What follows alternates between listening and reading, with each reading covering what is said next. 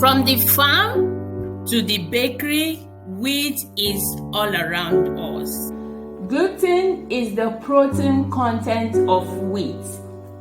Whether it's natural, blended, flour, whole wheat, half wheat, gluten is the protein content present in wheat. Casein, on the other hand, is the protein content of milk. Milk, like the ones straight from the cow, the ones on our shelves, they all contain casein. The only instance where it does not contain casein is probably where it has undergone processing. Gluten and casein are two very important ingredients in our everyday food. Parents to children with neurodevelopmental impairment, especially autism, are left with the question whether to go gluten-free or casein-free. And this is rooted in different reasons. The first reason is allergies. Allergy is known as a damaging immune response by the body to a substance, especially a particular food, pollen, fur, or dust to which it has become hypersensitive. When a body encounters a food it does not agree with, it produces an antibody which tends to recognize the food as a toxin and begins to fight. What you see on such body is a form of inflammation. The body begins to swell. Some people experience bumps. Some people experience internal discomfort, while others may experience intense inflammation of the blood vessels that it could lead to extreme suffocation and sometimes death. In nutrition, there are 8 foods that are known to be hyperallergenic. They are wheat, milk and other dairy products, soy and its derivatives, fish, eggs, peanuts or groundnuts, tree nuts, which also includes coconuts, cashew nuts, and all these exotic nuts, shellfish, and recently sesame seeds. Corn is also known to produce allergy-like reactions in some individuals.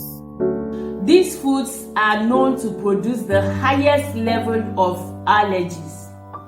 And as you can see, milk and wheat are like the number one. For children with neurodevelopmental impairment, they may be experiencing these allergies, but the parents may not know why, because a good number of them are non-verbal.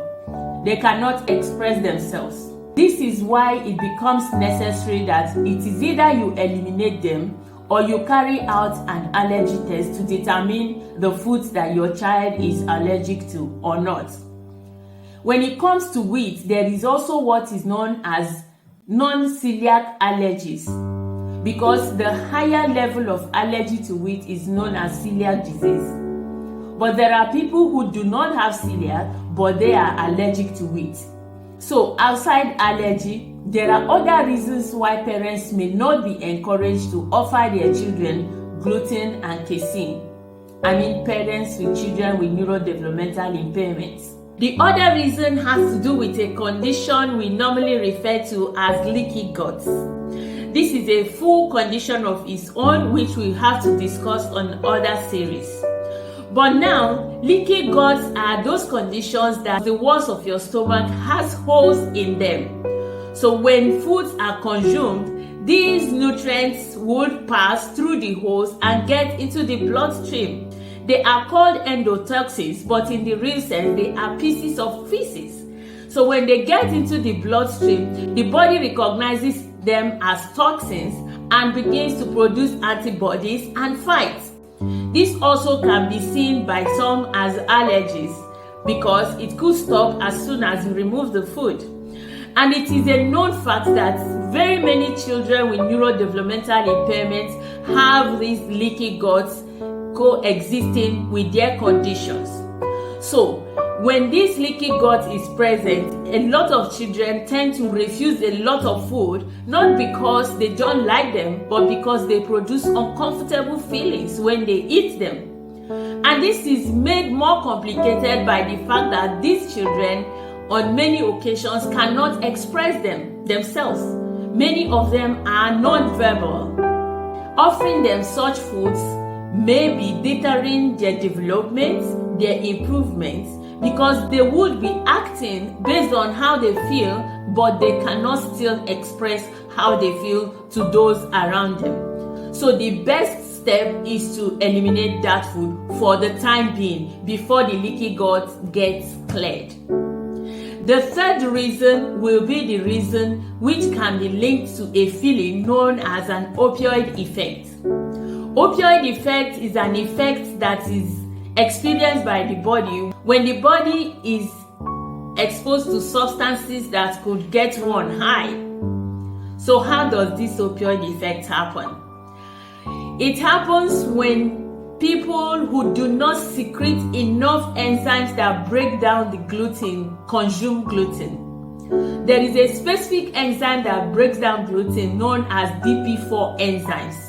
A lot of people in the population lack such enzymes, but more so children with neurodevelopmental impairments. So in the absence of this enzyme, on the consumption of gluten, the gluten does not get broken down. It goes into the brain and produces this opioid effect. What it does to children is that they begin to experience aloofness. They become hyperactive. They get disconnected with the environment. It causes brain fog. Being high on food.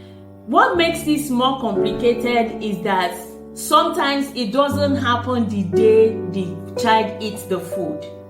It could happen in 3 days. So, if this is a food that the child is offered on a daily basis, eventually the parents begin to feel that this is how the child behaves. Because the one he ate on Tuesday may be manifesting on Thursday, while the one he ate on Friday may be manifesting on Sunday. So you may not be able to find the connection except you have an allergy test and eliminate the food. So based on these 3 reasons, the first step I would encourage parents to do is to carry out an allergy test and find out the foods that your child is allergic to and try to eliminate them. Remember, this condition is not just peculiar to children living with neurological impairments. Anyone managing chronic conditions or is above 40 years of age should consider removing gluten and casein from their diets. At Brain Foods, we help parents and individuals to carry out the allergy test and use the allergy test to draw meal plans that will capture your nutritional requirements and eliminate your allergies while providing the necessary nutrients needed for your age, your level of activity, your occupation, and even your financial status. Yes, we consider all of those. So call us today and have your meal plan mapped out in a way that it captures your requirements and at the same time eliminates your allergy. We are waiting to hear from you.